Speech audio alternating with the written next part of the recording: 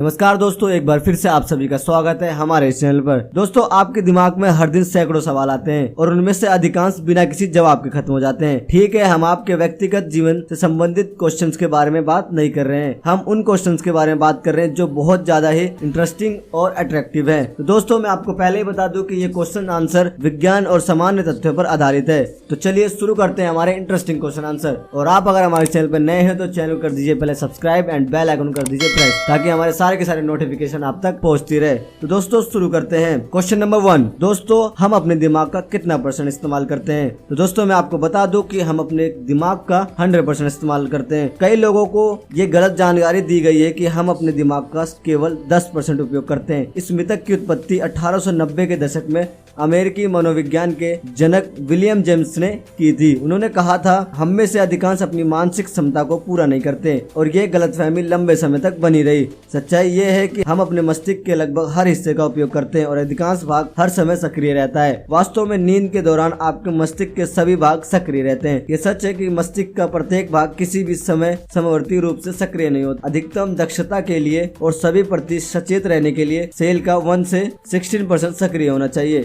इसके अलावा अधिकांश कोशिकाओं का उपयोग बेहोशी गतिविधियों जैसे कि हृदय गति, सपने देखने आदि को नियंत्रित करने के लिए किया जाता है। मानव मस्तिष्क को शरीर की ऊर्जा के 20% की आवश्यकता होती है। बच्चों में ये आंकड़ा 50% होता है और शिशुओं में ये 60%। इसमें से किसी भी अन्य प्रजाति की तुलना में अधिक न्यूरॉन्स होते हैं और ये घने न्यूरॉन पैकिंग है जो हमें इतना स्मार्ट बनाते हैं। क्वेश्चन नंबर 2, दोस्तों कंप्यूटर में डिलीट की गई फाइल्स कहाँ जाती है? दोस्तों शॉर्ट में इसका मैं आंसर बता दूं तो ये फाइल्स कहीं भी नहीं जाती, ये अभी भी हमारे कंप्यूटर में ही होती है। दोस्तों जब आप किसी फाइल को हटाते हैं तो आप अपनी हार्ड डिस्क पर नए पते पर एक पॉइंटर को बदलते हैं। पॉइंटर्स एक विशेष प्रकार का डेटा है जो उस स्थान को इंगित करता है जहां वास्तविक फाइल संग्रहित है, जहां वास्तविक फाइल इकट्ठा होती हैं। बड़ी फाइलों को आमतौर पर कई स्थानों पर इकट्ठा किया जाता है। जब आप कोई फाइल खोलते हैं तो हार्ड ड्राइव डेटा को प्रस्तुत करने के लिए पॉइंटर से परमिशन लेनी पड़ती है। फाइल कभी नहीं मिटता है, ये आपकी हार्ड डिस्क पर शारीरिक रूप से मौजूद है, लेकिन पता जहां फाइल स्थित है उसके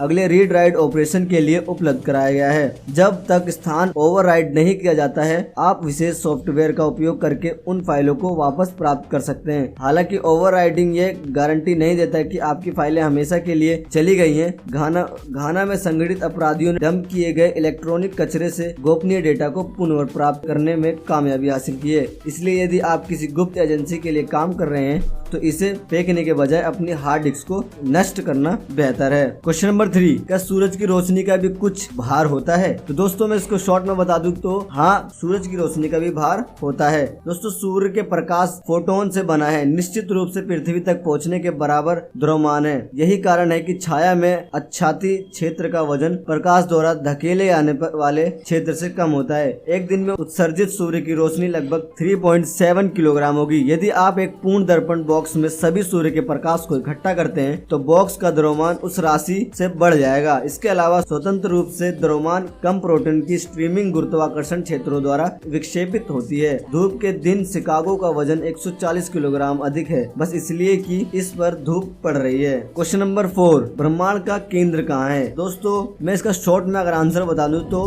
ब्रह्मांड का केंद्र हर जगह है। दोस्तों ब्रह्मांड की शुरुआत लगभग 13.7 बिलियन साल पहले बिग बैंग से हुई थी और तब से इसका विस्तार हो रहा है। इस विस्तार का केंद्र हर जगह है, कोई फर्क नहीं पड़ता कि आप यूनिवर्स में कहाँ हैं, सब कुछ उसी दर से आपका विस्तार या दूर होता हुआ प्रतीत होगा। अब आप पूछ सकते हैं क्या ब्रह्मांड के संबंध में किसी बिंदु पर स्थित नहीं है? खैर हम निश्चित रूप से हैं। यदि आपके पास एक शक्तिशाली टेलीस्कोप है जो ब्रह्मांड के अंत तक सभी तरह से देख सकता है तो क्या आप पृथ्वी के एक तरफ दूसरे की तुलना में अधिक ब्रह्मांड पाएंगे? नहीं, ये सभी दिशाओं में समान दिखता है। इसका मतलब ये नहीं है कि पृथ्वी केंद्र है। क्वेश्चन नंबर 5, दोस्तों ये काफी बड़ा सवाल है और अनसुलझा सवाल है कि कौन सा पहले आया, मुर्गी या अंडा? तो दोस्तों मैं संक्षिप्त में इसका उत्तर दूं या फिर शॉर्ट में इसका उत्तर दूं तो सबसे पहले अंडा आया, क्योंकि मुर्गी के आने से पहले अंडे देने वाले जानवर का अस्तित्व था। तो तकनीकी रूप से अंडा चिकन से पहले आया था। आइए घड़ी को कई चंद्रमाओं से पहले ले जाएं जब कोई मुर्गियां नहीं थी। एक प्राणी जो चिकन के समान अन्य प्रोटीन चिकन के साथ मिला होगा। 2 जीव डीएनए के रूप में अपने जीन को पास करते हैं। हालांकि डीएनए के प्राकृतिक कभी भी 100%